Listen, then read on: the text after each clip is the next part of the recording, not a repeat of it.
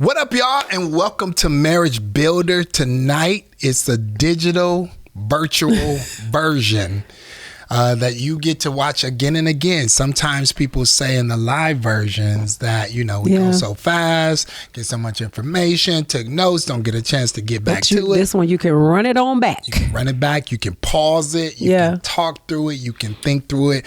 We really wanted to do both and this year, a mix of coming together physically, but also an opportunity to have you in your own space, your own private space, or maybe you might even be having a watch party with some other couples, which is really cool because it also gives for our virtual members too. That's right. So you get a chance to have a conversation. This is March. It's the end of March, and we are getting ready to talk deday about marriage and the money. Marriage and the money. That's what we're about to deal with today. Money. So that money thing is what we're going to deal with today. Man, in our engagement, we're going to start with vulnerability and transparency, okay? Everything was going so smooth. I mean, we was having a good time. We was talking. I'm making decisions in my head. This is the girl I want to be with. I said, we done talked about everything. But one thing we haven't talked about yet that we need to talk about before I put this ring on your finger and ask you to take my last name. Therefore, I take on full responsibility of who you are and everything you have. That's that also. Praise God. And woo, you would have thought a whole nother person came out. It was not even that. It was not. You took me to the lake. I took her to the lake. Reed's Lake. Sunshine. Shout out to Grand Rapids. Sit out down by the water. Let's sit down and have a conversation. That girl froze up when we got to talk about that money. It was something.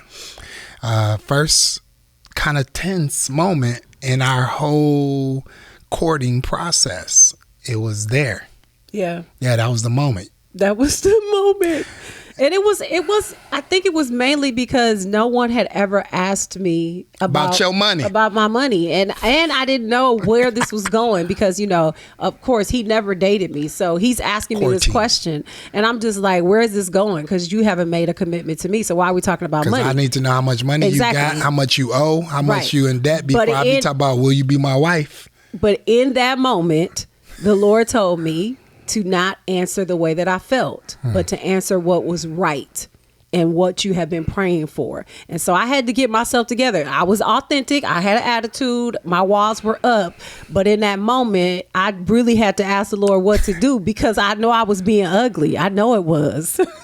Yeah, and I was about to make a decision because I didn't know what the big deal was. And we'll get into it a little bit later. Yeah. But as we start to lean in, it just was because although you had the career, although you had the money, although you had followed obedience and was living in the house with your grandparents and you didn't have those kind of bills. I didn't have any bills. You had some other kind of bills, some shopping bills. Bills, pay my bills, to pay the telephone bills. Yeah. She had some bills and it was like, because if Jesus says where your treasure is, there your heart is also, then talking about money is literally like being naked.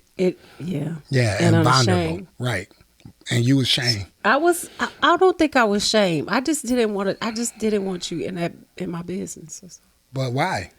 Because I didn't know what was happening, but that wasn't really it. It was just because I did not have anyone in that space and place. But on the other end, I was asking the Lord for that. So. I was equally as vulnerable because I also had to admit my failures, my repossession, my lack of management, my credit card debt that I had gotten into and thankfully had gotten myself out of by the time I was in this moment.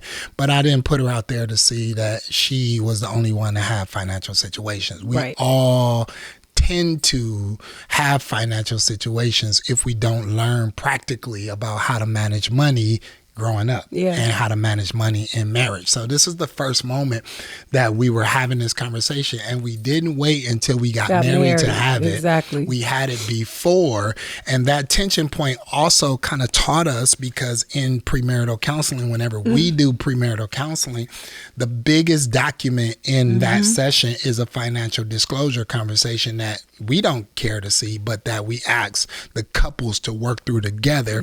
So that is not necessarily a deal breaker, but it's not a surprise that you get married and then all of a sudden you find out people got liens, people got child support, people can't open up bank accounts and things of that nature. So you want to know what you're getting into before you get into it. So that's kind of how we gonna lean into it today. Now, hopefully nobody's there in that space or that situation, but money in marriage has to go together, right? Yeah, Jesus said where your money is, where your treasure is, your heart is also there. And it's very difficult to say you're in love with somebody sharing their last name, sharing their bills, but you got separate money everywhere. I ain't talking about a stash that you both know about, a rainy day fund or something like that, but I'm talking about when you're hiding, keeping, and not having a conversation about finances. That's very difficult to build trust and to build the foundation of relationships. So today we're going to talk a little bit about practical tools for managing money together, how to strengthen our teamwork when it comes to financial decisions, let down your guards, not be defensive when it comes to talk about money, even if it's not your proudest moment. So what's the best or the worst financial decision that you made so far as a couple? I mean, you can pause and have this conversation right here, right now. You could put it in the chat. You could talk about it. It's up to you. What's the best or the worst financial decision that you made so far as a couple? What would you say the best financial decision that we made as a couple? I mean, I think, of course, the properties that we have been able to obtain, our house and everything like that. You have never put us in an apartment or a townhouse. Seriously. I wanted to. I know you did, but I was like, no, that's not what we're doing. I'm too old. That is not happening anyway. So you've never put us in those kind of situations, and I'm grateful for that. Sometimes you got to start there and build there. Yeah, you have to start there and build it. We took a loss with the business, but I can't say that was the worst decision that was made. I think that in business, we learned something. And it was our desire. It was fun too. Yeah. We owned a restaurant. Yeah. And I don't think that, so I can't really say the worst. I don't think you've been very calculated with the moves that we make with money, but on paper, that would look like it was not the worst, but it was a bad decision. Yeah, like it seemed like a setback. Yeah, it was a setback, but no. I think the best financial decision we made was to get out of debt. Oh, yeah. 100%. And to free you up early on, taking the advice in marriage counseling from Papa that said, don't live on both salaries. Live on one salary. So if somebody gets sick, somebody loses their job, somebody have a baby, you can bank the other one, and you're not built your whole financial based on 100% of both things. Of both things. I mean, that was a different time. We live in tight times now, difficult times, and man, it take two to make a thing go right. You hear me? Yeah. But at the same point, even in that manner, it's seasonal. You know what I'm saying? Like the lesser income, he taught us that you make that as a private school or for vacation or whatever, but give never it a target. Never make it your ultimate. In other words, don't try to live 100% on what you make, right? So y'all take a moment and discuss it. That's us being vulnerable, transparent, and open. That's what we're going to be tonight. You take a moment and discuss what you feel like the best or the worst financial decisions you made without defense and without blame, even if it was somebody's fault. You live, you learn, you grow through it, but the money going to work together, all right? And it's going to work together for your good. Yeah. All right, so let's get to the next part. So I hope that was a good activity that opened you up, right? So here, when you think about this, here's another question. I know we're going to get to the teaching in a minute, but I want to open you up. Get your guards down. Get you to relax, right? Think about how money was handled in the household when you were growing up. When we get married, whether we like it or not, we marry our histories. We marry how we were raised. We marry what we was taught. We marry brands that we've seen around the house. Right. We marry whether or not the ketchup in the hot sauce go in the refrigerator or not in the refrigerator. We marry all kinds of behaviors that you end up seeing.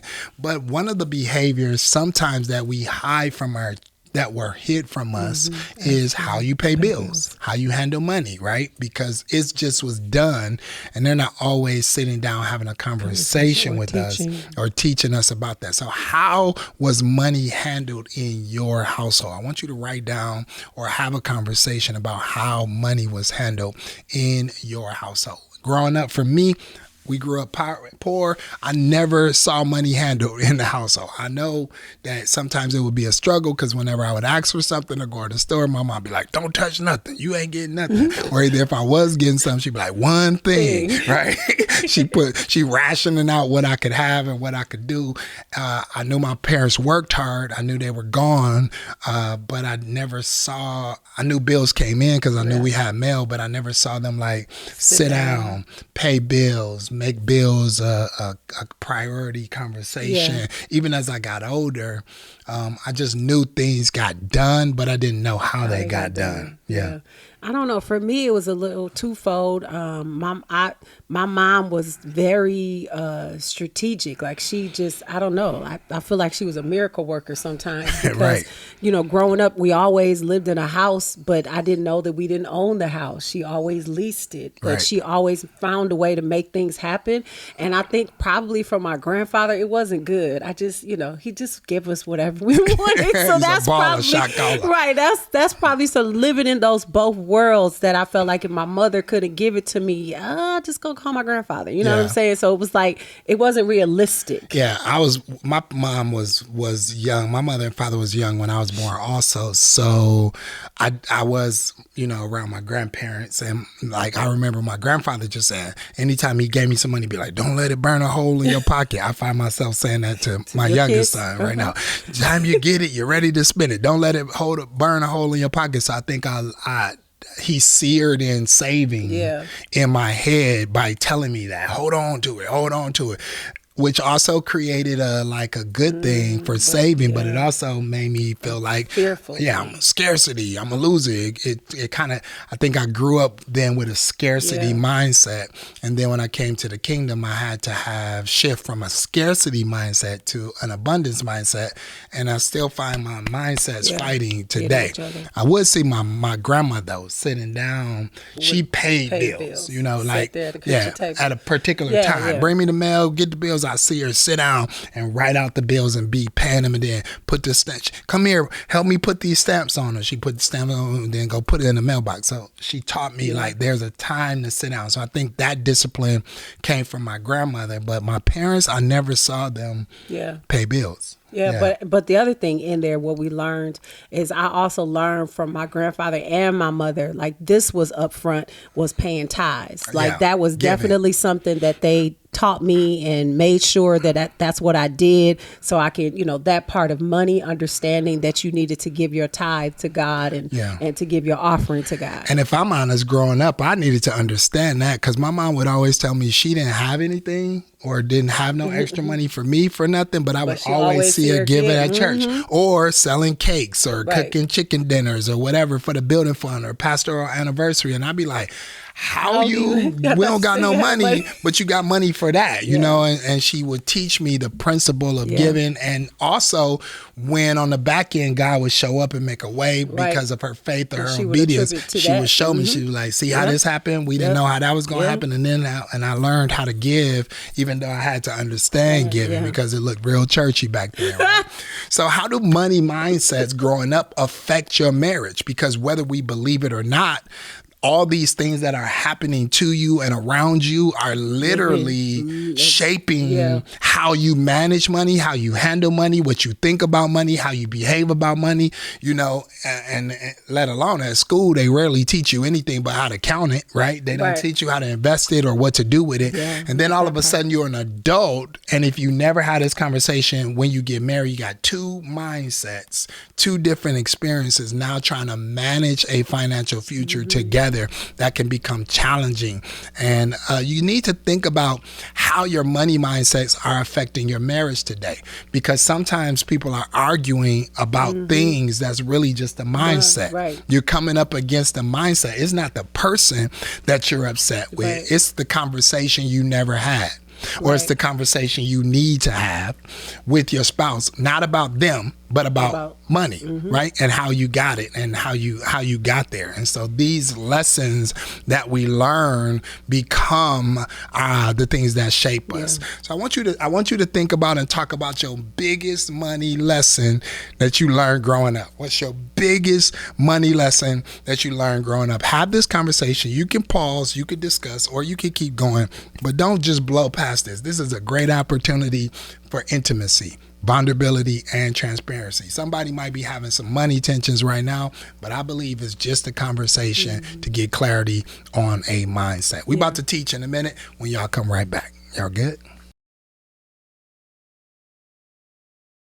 Here we go. We about to jump into the teaching for the marriage and the foundations. All right. So we're just going to talk real quickly. Two simple scriptures, biblical foundation. There's a lot that we could say about getting out of debt. One of the great lessons, and I'll just give it to you real quick. This ain't in the lesson, but one of the great lessons we learned from like teachers like Dave Ramsey and Susie Orman and Buster Soaries, get out of debt. You know what I'm saying? Pastor Hannah, you know what I'm saying? Cash anointing. Right, exactly. Anthony O'Neill, get out of debt, right? Function, get out of debt because God doesn't want you in debt. And when you're in debt, it creates pressure for your family and your marriage. Act your wage, right? Don't spend above or beyond your means. Right. Act your wage.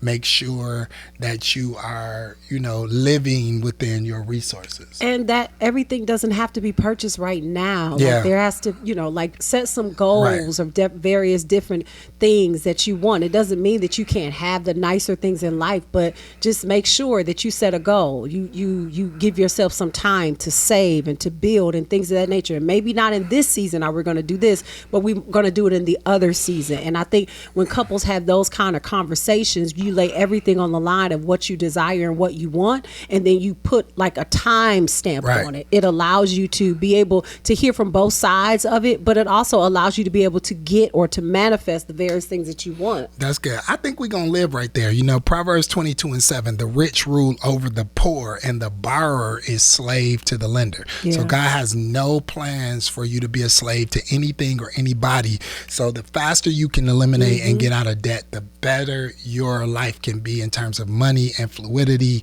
and being able to function. Get out of debt as much as you can, as fast as you can. And that takes working together. When we first got married and we were structuring our finances on that principle from our grandfather, live on one income, live on one income. When we got married, my wife was making more money than me.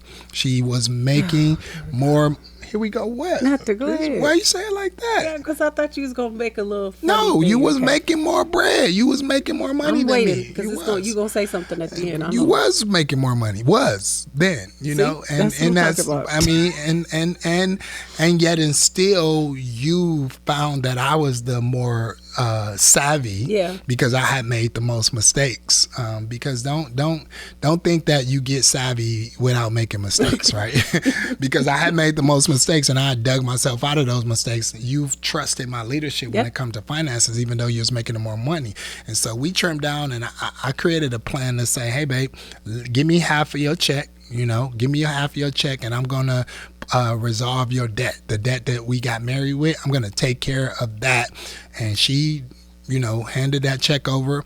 A little bit reluctantly at first. I was holding it really tight. Yeah, but then she gave it over, and I just, because we wasn't living on it, I just took her half of the check. I gave her half of it back, and then I took the other half and I just paid off her debt like relentlessly. All the money just went to that, and we got out of debt, eliminated her debt pretty fast. And then 6 months actually. It was 6 months, and I just showed her paperwork. She was like, "Oh my God, credit score, all the things." And then she thought it was over. I was like, "Yeah, keep giving me that check." That when money was coming back to me now. I said, "No. We learning a principle here. You keep giving me the money." So she kept handing the money over, and I just kept saving it. I didn't touch it. I didn't live off of it. I didn't spend it, anything. I just put it in the bank. And sure enough, when she got pregnant with our son, she wanted to pause from working and come home. And when she was able to do that, I had a nest egg set aside and set up, and I was able to just hand that over to her as a resource, and we was able to navigate because we didn't live 100% 100% on our income. We strategically aligned, and though it was challenging, that's how it happened. And go ahead. And I think people have to realize that when you make those decisions to get out of debt, that there is a sacrifice always that you are making, that both of you guys are making, and there needs to be a sacrifice. So one person shouldn't just be sacrificing. It should be a team effort of sacrifice. And so here I am, a person who's been by myself, alone or whatever, spending my money recklessly, like not having to answer to anybody. It was a shift that I had to make, and I had to know that it was a bigger picture. Right. I trusted my husband's leadership, but I'm not going to sit here and act like it was just so easy to do that. It wasn't easy to do that, but we had a plan. Because we had a plan, and you both know that you have a plan, both of y'all agree to stick to the plan. And it was early on in our foundation, so you had no reason to trust me at that point. I hadn't proven myself. I just told you I could do it, but I hadn't really proven myself. I couldn't do it, and I wasn't doing it. But it was a big moment for me as a husband. I really wanted to win. I really wanted to win. It gave me credibility. After that happened, my decision making, the questions, all of that, it just kind of went away because I had proven myself. And a lot of times we try to leverage those kind of moments, and we haven't proven ourselves. And then we upset that the other person don't have any trust, but there's no track record. Right. So, but there's a muscle that's being built. I can only imagine that you're taking on the responsibility of all of that, and me not totally knowing that was a lot of pressure and stress. But in the same vein, it built a muscle inside of you that you never really had to totally experience. And as leading and taking on the responsibility of my family. That's right. And 20 years later, we've been able to accomplish so much because of your leadership. Good job, babe. Thanks, babe. But thanks for rocking with me and trusting it. But it ain't always been great. All right, listen, debt brings stress, restricts freedom, divides sometimes people. Don't be fussing about it. Just create a strategy for it. Get unified about killing debt. Make debt the enemy, not the other person. All right, so that's our story. Listen, make sure that you haven't talked about your debt lately. You take a moment and approach your debt as a team. Put it all on the paper, all out there, and approach it as a team, as a unified effort. Do whatever you got to do. Sell something, add a shift, right? Put some money aside. Do whatever you got to do. Do a summer job to destroy that debt. Cut back. All right. Do whatever you need to do. Number 2, we say act your wage. Right. We already said that. Don't live 100% to your resources or your income. Proverbs 21:20. A foolish man devours all he has. A foolish man devours all he has. Proverbs 21:20. Just because you can afford it don't mean that you should. Don't mean you should buy it. Don't mean you should buy it full price, especially if you don't really need it. You know what I'm saying? Make sure that you have a lifestyle that's reflective of you acting your wage. Exactly. And on top of that, you don't have to prove anything to anybody. And I think that sometimes couples get into that, we're going to beat the Joneses or keep up with the Joneses. Right. Don't keep up with the Joneses. Make your life, make the life that you want to live inside of. That's right. Here's a question for you to think about. Where do you need to simplify or get in financial alignment, right? Where can we cut back? Where can we simplify or get in financial alignment? One of the places I've simplified that my family think is the most hilarious things is I cut back cable. Like, we don't watch TV around here. Look at it. We don't watch TV. Nobody watches TV here. Everybody's on their phone. Everybody's on the internet. We stream. We paying this big old cable bill for nothing. I was like, no, we're not paying for no cable, giving it out. We're going to pay for internet.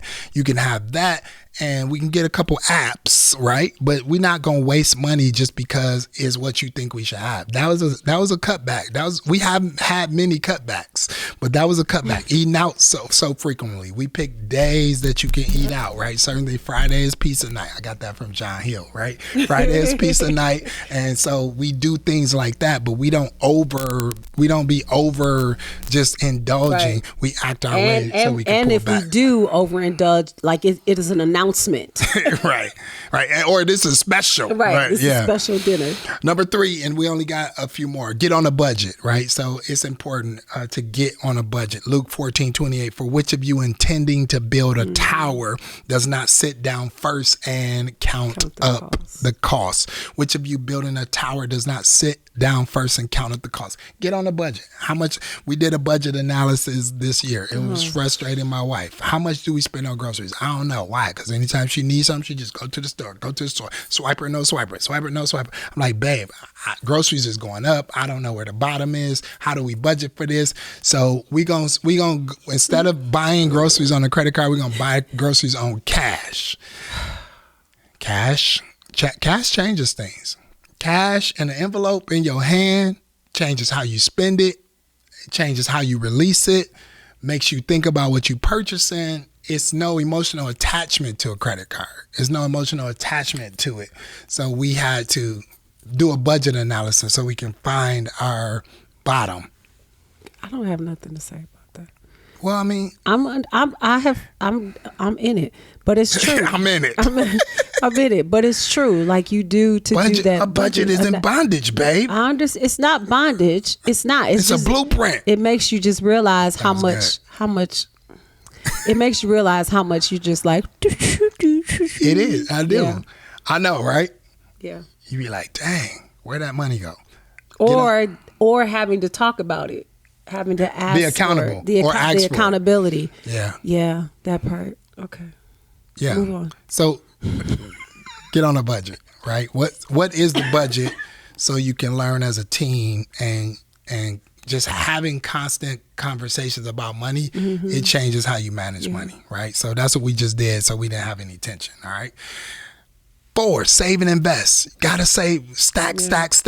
Gotta save, gotta invest. Don't just save and hold on to it. Also invest. Proverbs 21:20. A house of the wise are stores of choice food and oil. In the house of the wise are stores of choice food and oil.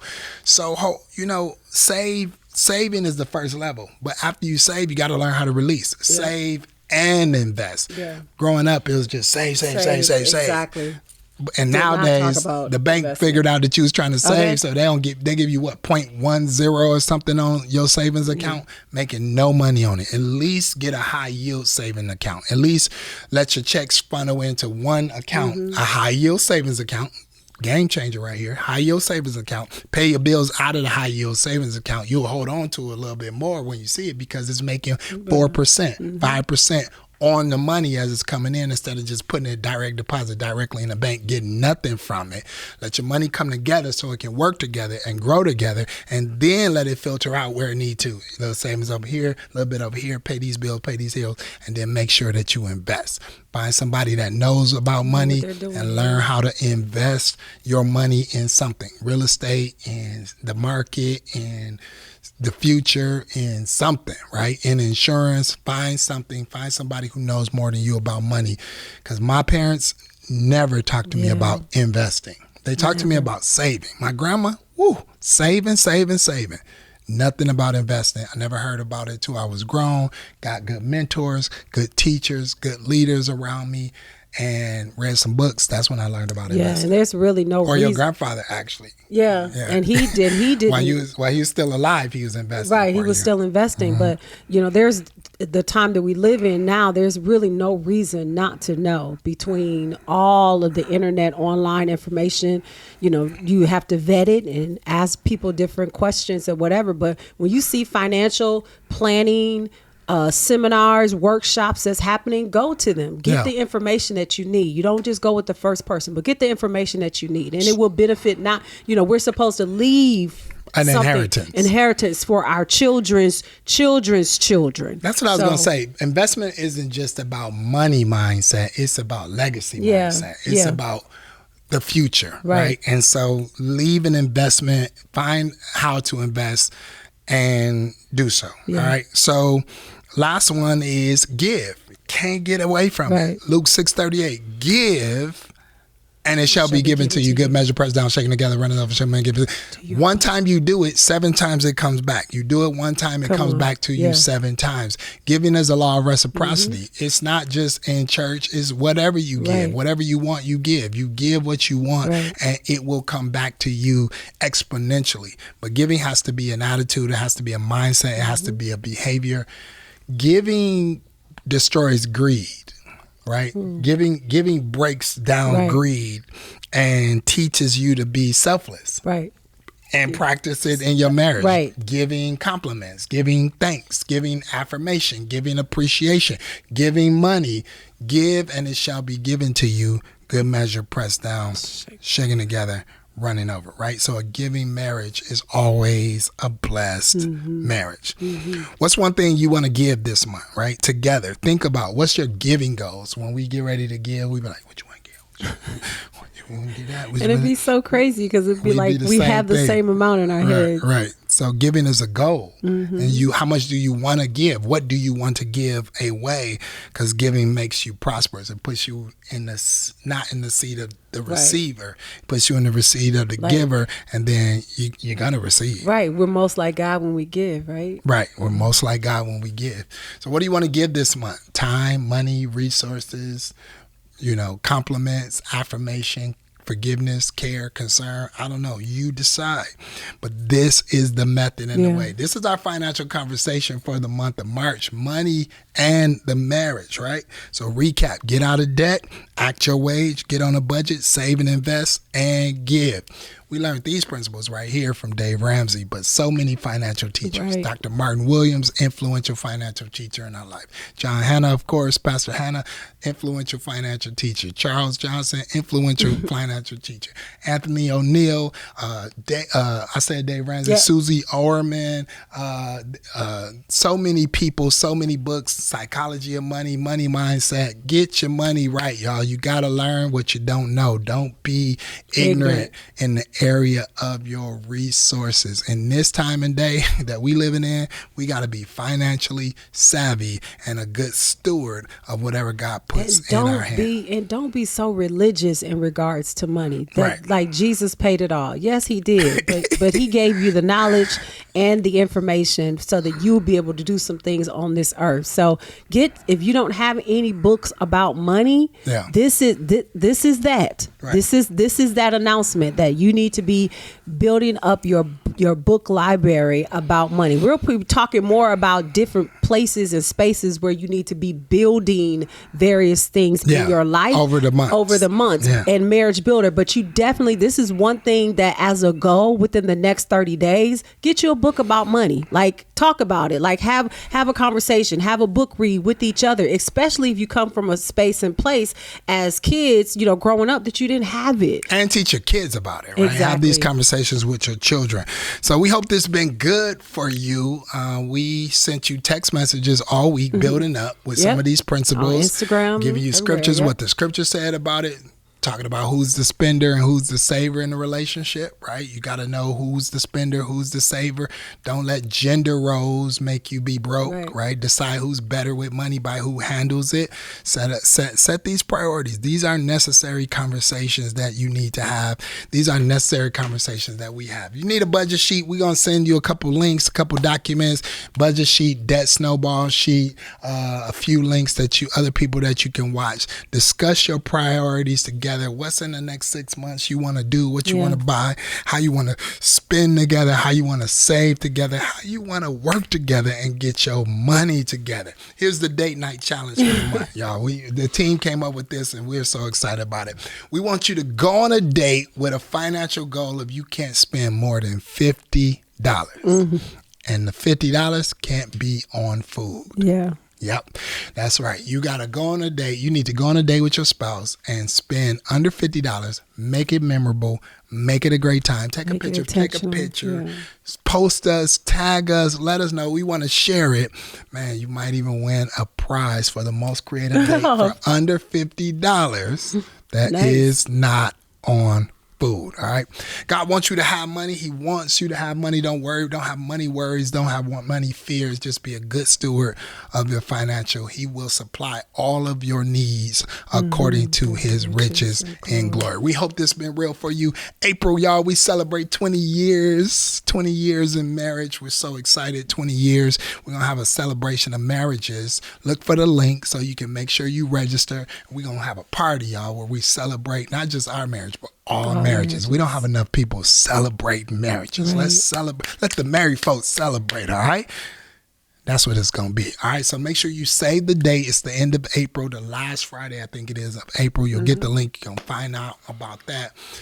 It's going to be exciting things and exciting times. We're getting ready to start a 4-week coaching program for marriage. Where we talk about money. We talk about all these things. It won't be 4 consecutive weeks because of our travel schedule, but 4 weeks in the month of April. If you're interested in that, sign up to the mailing list. Be on the lookout for it. We'll send a link to you too. It's going to happen, turn around real quick, but we're doing everything we can to empower you and empower your story. All right. We hope this was real. We hope you enjoyed it. We were vulnerable. We were transparent. We were honest. We got so much to say on this, but we're going to let that be enough for now. All right. God bless you. Peace. Love y'all.